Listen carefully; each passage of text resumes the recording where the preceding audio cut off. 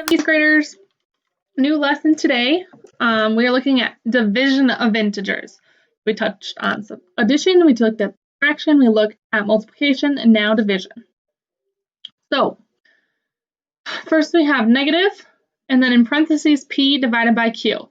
So that can be written as either a negative p divided by q or p divided by a negative q.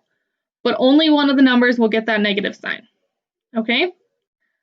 And then if you divide a negative by a negative, it's going to be a positive, so similar to multiplication. And if you divide a negative by a positive or a positive by a negative, then the answer is going to be negative.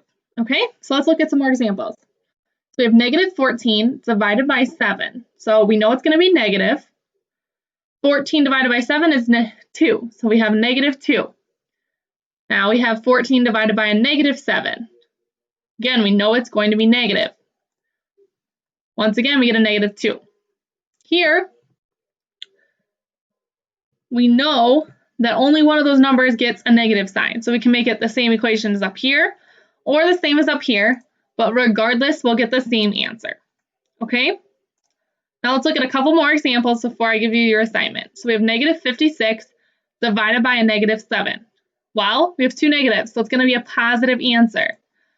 Negative 56 divided by negative 7 is 8. Here we have a positive divided by a negative, so it's going to be negative. 40 divided by a negative 4 is negative 10. And then our last one, 4 divided by a negative 8. We know it's going to be negative because it's a positive divided by a negative. And maybe you notice that 4 is actually bigger than 8, or smaller than 8, sorry. 4 is smaller than 8. It is. So we're going to have a half. Negative 0.5 or negative 1/2.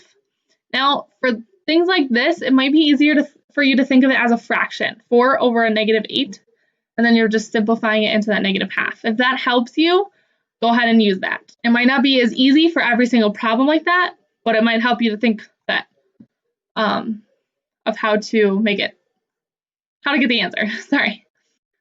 So that's it. Another short lesson today. Just complete the modal questions for lesson 12. They're due on Tuesday.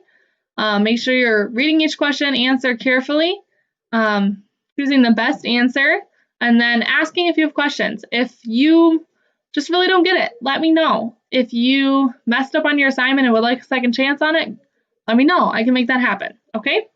Have a great Thursday.